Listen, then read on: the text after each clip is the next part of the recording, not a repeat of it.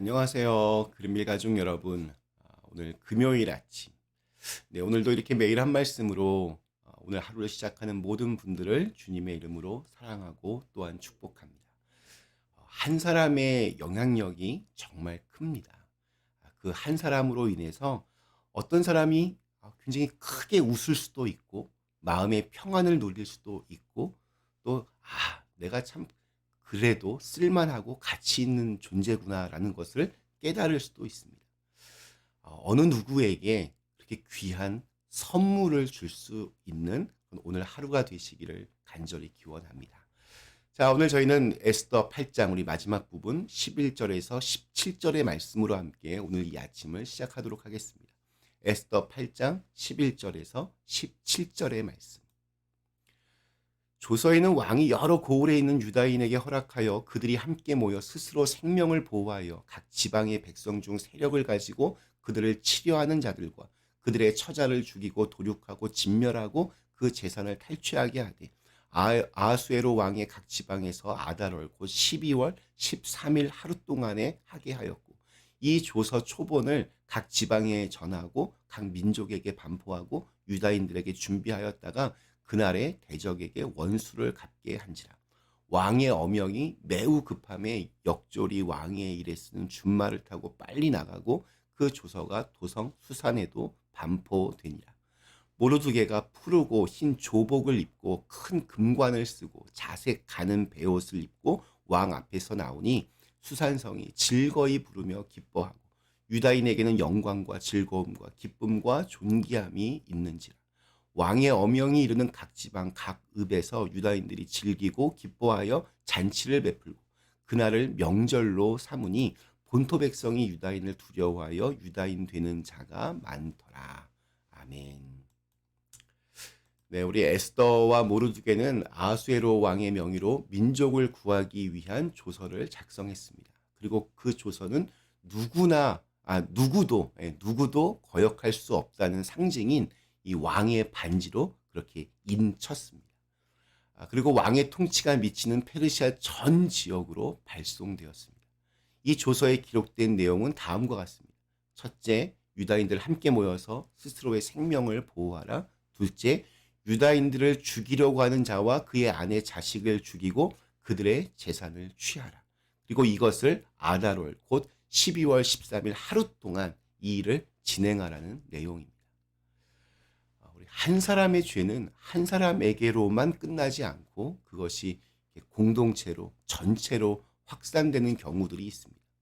예를 들어서 독일의 히틀러의 경우 이 한 사람의 광기는 또 이 유태인들에 대한 증오와 혐오는 히틀러 개인을 넘어서 독일 전체로 확산이 되었고 결국 세계 2차 대전을 일으키게 되었고 또 유태인들을 불과 4년 동안 600만 명이라고 하는 그 어마어마한 숫자를 죽이는 참혹한 결과를 낳았습니다. 페르시아라는 거대한 제국에서 아멜렉 민족의 후예인 하만은 왕 다음에 2인자까지 올라갔습니다.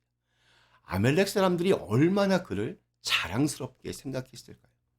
그런데 하만은 이 모르드게에 대한 개인적인 악감정을 유대인 전체로 확산시켜서 유대인 전부를 죽이려고 했습니다. 그리고 자신들의 자랑인 하만이 12월 13일이 되면 유대인들을 모두 다 죽이고 그들의 재산을 모두 차지하라고 하자 아멜렉 사람들도 신이 나서 아마 그날만을 기다렸을 것입니다. 그러니까 한 개인의 광기가 집단의 광기로 이렇게 확장된 것입니다. 그러나 이제 12월 13일은 더 이상 유대인들이 도륙당하는 날이 아닙니다. 오히려 오랜 세월 이스라엘을 괴롭혔던 하만의 민족 아멜렉이 멸절되는 날이 되었습니다. 하나님은 왕의 조서를 통해서 이 모든 상황을 단숨에 바꾸셨습니다. 어제도 말씀드렸지만 우리 기억하시는 하나님은 자신이 선택한 이스라엘 백성이 멸망당하게 내버려 두시지 않으셨습니다. 인간의 생각으로는 상상조차 할 수 없는 방법으로 일하셨습니다. 하나님이 일하실 만한 공간이 없을 것만 같던 페르시아 왕궁의 그 중심에서 많은 민족들이 지켜보는 가운데 하나님의 방법으로 그들을 구원하셨습니다. 하나님이 연출하신 이 반전의 드라마, 그 주인공 중 한 명인 모르드게의 달라진 모습을 우리 15절과 16절이 이렇게 그리고 있습니다.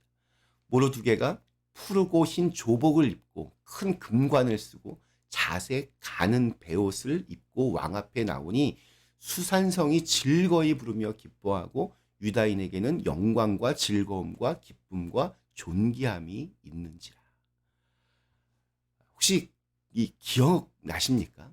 하만의 계획이 실행되었을 때 그때 모르드게는 자기의 옷을 찢고 굵은 베옷을 입고 재를 이렇게 뒤집어 쓰고 성중에 나가서 대성통곡하였습니다.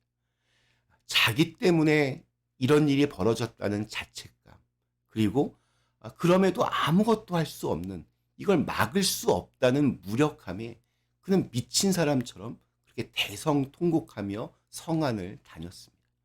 그런데 이제 모든 것이 바뀌었습니다. 자기 백성을 기억하시고 사랑하시고 돌보시고 구원하시는 하나님으로 인해서 그의 인생이 완전히 바뀌었습니다. 그는 이제 그 굵은 베옷 대신에 푸르고 흰 관복을 입었습니다. 이 조복이라고 하는 것은 왕의 신하들이 입는 관복을 의미합니다. 그가 왕실에 속한 고위 관료가 되었음을 상징합니다. 또한 큰 금관을 썼다는 것은 왕을 제외하고 관료들 중에서도 가장 높은 위치에 있게 되었음을 드러냅니다. 또한 그는 자색, 가는 베옷을 입었습니다. 자색은 당시 고귀한 신분을 나타내는 것으로 왕이 모르드게에게 선물한 것으로 여겨집니다. 이런 상황들을 다 종합해 보면 모르드게가 페르시아에서 아주 유력하고 존귀한 자가 되었음을 알 수 있습니다. 불과 두 달 전만 해도 굵은 베옷을 입고 머리에 재를 뒤집어 쓰고 대성통곡하며 절망의 자리에 있던 사람에게 이런 일이 일어날 수 있었던 것은 하나님의 신비롭고 놀라운 구원의 손길 때문이었습니다. 하나님은 슬픔과 절망의 자리에 있던 모르드게를 기쁨과 소망의 자리로 옮겨주셨습니다. 오늘 우리들도 그렇습니다. 우리가 비록 지금 슬픔과 아픔과 고통과 절망의 자리에 있다 할지라도 우리에게 소망이 있는 것은 구원의 하나님이 우리의 하나님이 되신다는 사실 때문입니다. 어떤 상황 속에서도 우리가 이 사실만큼은 꼭 기억했으면 좋겠습니다. 한편 존귀한 모습으로 등장하는 모르드게의 모습을 보면서 수산성에 거주하고 있는 백성들도 함께 즐거워하며 기뻐했습니다. 이것도 반전입니다. 유다인을 진멸하라는 조서가 이제 반포될 때 에스더 3장의 마지막 15절은 수산성은 어지러웠다라고 기록합니다. 혼란과 불안에 수산성이 휩싸였습니다. 그러나 유다인을 살리는 내용의 조서가 반포되었을 때 유다인과 특별한 관계성이 없어 보이는 다른 민족 사람들도 함께 크게 기뻐하며 즐거워했습니다. 우리 잠언 11장 10절에 이런 말씀이 있습니다. 의인이 형통하면 성읍이 즐거워하고 악인이 패망하면 기뻐 외치느니라. 하만과 모르드게, 이 두 사람에게는 분명한 차이가 있었습니다. 한 사람 때문에 성안이 불안과 혼란으로 가득했고 또 한 사람 때문에 기쁨과 존귀함이 깃들었습니다. 오늘 우리에게 주신 하루, 나로 인하여 나의 가족과 나의 교회와 나의 일터가 하나님의 축복을 누리는 그러한 은혜가 있기를 간절히 기원합니다. 잠시 함께 기도하시겠습니다. 존귀하신 하나님, 하나님의 백성으로 삼아주신 우리 한 사람 한 사람으로 인해서 성읍이 전체가 기뻐하고 즐거워하며 영광과 존귀를 누릴 수 있는 축복이 있게 하여 주시옵소서. 내 곁에 있는 우리의 가족들, 나의 이웃들, 또 우리 교회 식구들 모두가 나 한 사람으로 인해서 활짝 웃을 수 있는 은혜가 있게 하여 주시옵소서. 예수님의 이름으로 간절히 기도드리옵나이다. 아멘.